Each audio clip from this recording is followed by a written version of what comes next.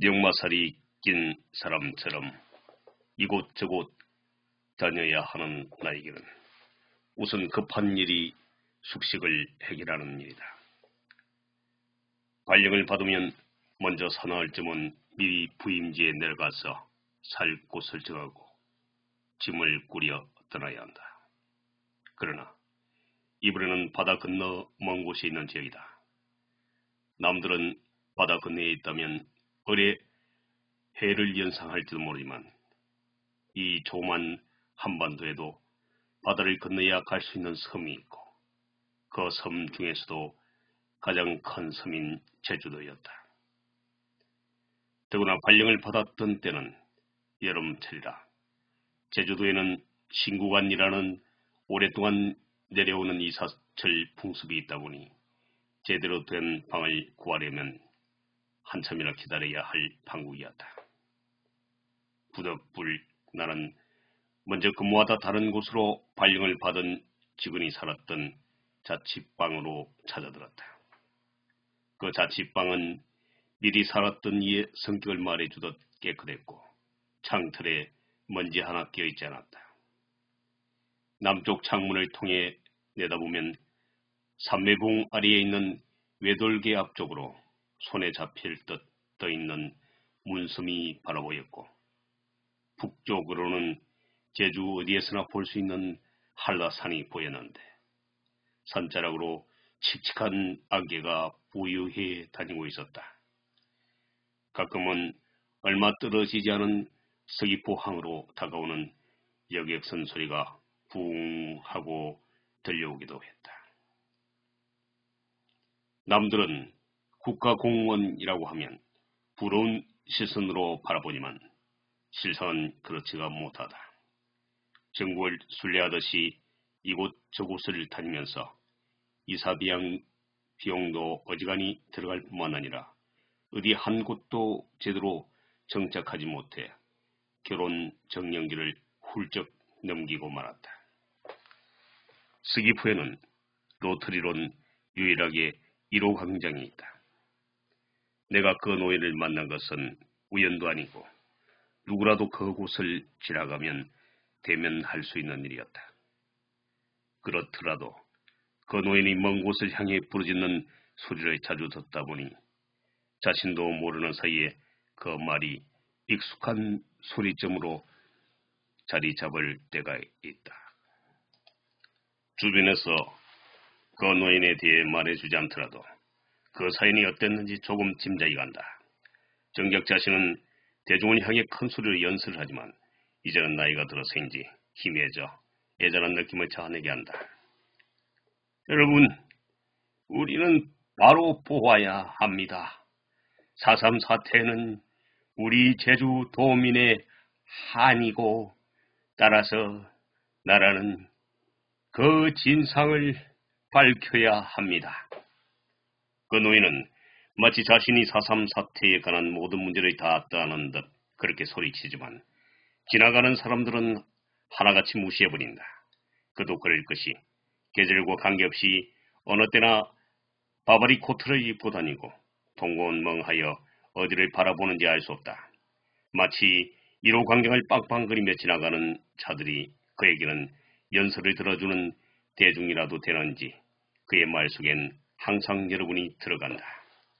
어떤 이들은 노인이 4.3 사태 때 군경에게 끌려가 모진 고문을 견디지 못해 실성을 했다고 하는데 나로서는 자세한 내막은 모른다.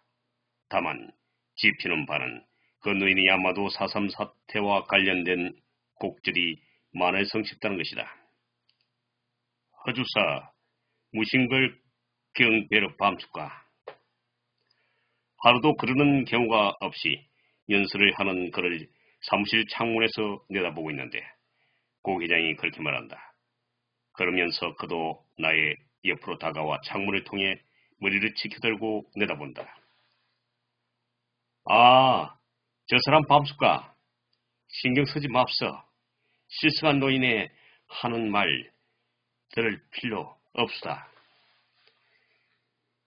1호 광장을 감싸고 병사처럼 쭉 둘러선 야자수 주변으로 어둠이 거뭇거뭇 내렸다. 이로 광장을 감싸하는 그림자가 칙칙하게 내려앉기 시작하면서 하늘에도 잿빛 구름들이 몰려오기 시작했다. 벌써 스기프에 온 지도 몇 달이 지나갔다. 그동안 총각신세를 면해보려고 백방으로 뛰어다녔지만 미미한 성과도 얻지 못했다. 제주에 가면 선마가씨들이 육지 남자에게 사족을 못 쓴다고 하니 이번 기회에 거기 가서 다음에 서울에 입성할 때는 비바리 한 명을 꼭 데려오라고 입안을 찌어대던 백주사의 말도 말짱 너스레에 불과했다. 여기 내려와 알게 된 사실은 제도 사람들은 육지 사람과는 오히려 결혼을 시키지 않으려는 불문율이 있었다. 간혹 혈기왕산 젊은 사람끼리 눈이 맞아 결혼을 하는 수도 있지만 가급적이면 피하려고 하였다. 그래서 이곳에 온 지 몇 개월을 넘기면서 뾰족한 방법을 찾지 못하고 거수 좋은 삼땡이를 앞두고 말았다. 이러다가 정말 결혼을 하지 못하는 것이 아닌가 하는 두려움이 스위프 앞바다에서 넘실넘실 기어오는 집채만한 파도보다도 더 크게 몰려왔다. 또 외지말을 여기서는 물론 육지말이라고 표현하지만 서는 사람을 경계하는 편이다. 그러다가 그녀를 만났다. 제주도의 여인들은 어느 것보다 시한력이 강하다는 말에 걸맞게 어머니는 아직까지도 시간이 나면 바다에서 물질을 하고 아버지는 개인 사업을 하다 몇 년 전부터 서귀포 효돈에서 밀감을 재배하고 있다는 양미영이었다.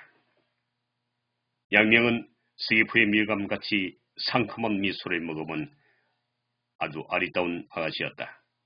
가끔 만나 차 한잔을 할 때 내가 진한 농담을 끝내면 고향집 뒤란에 자라던 감나무에 매달린 빨간 홍시처럼 수줍음을 타다가도 웃을 때면 삼방산 앞 유채밭에 피어있던 유채꽃보다도 더 환한 미소를 터뜨리기도 하였다. 내가 제주도에 온 것만큼 제주도에 전해져 내려오는 이야기나 방언에 대해서 관심이 많다고 말하자 대번 관심을 보여주었다. 어느 토요일 오후 1호 광장이 흔히 내려다 보이는 레스토랑에 앉아 앞으로의 계획도 이야기하고 지나가버린 추억도 틀어놓으며 다른 어떤 지방보다도 진하다는 유자차를 마시고 있었다. 그때 1호 광장에서 예의 그 노인의 소리가 들려왔다. 나는 그녀와의 무지갯빛 미래에 대해서 황홀한 상상을 하면서 유자차의 그 새콤한 맛을 연미하고 있었다. 바로 그때 그녀가 창밖을 내다보며 그 노인을 지켜보고 있었다. 이야기하다 말고 어디 보는 거예요? 한창 재미있으시려는데. 이곳에 온 지 몇 달이 지나면서 그 노인네가 질러대는 소리가 이제 나에게는 운전을 하면서 무의식적으로 틀어놓는 라디오 소리처럼 달팽이 관을 훑고 지나간 지 오래되었다. 제 얘기 듣고 있지 않는 거예요? 그래서 어떻게 되었어요? 그 하라방은 결국 그 사슴을 잡았나요? 그렇게 다시 한번 묻자 그녀는 거기에 두었던 시선을 거두고 나를 바라보았다. 아니우다. 제가 잠시 딴 생각했수다. 아참, 어디까지 얘기했더라? 아, 맞아. 거기까지 했지.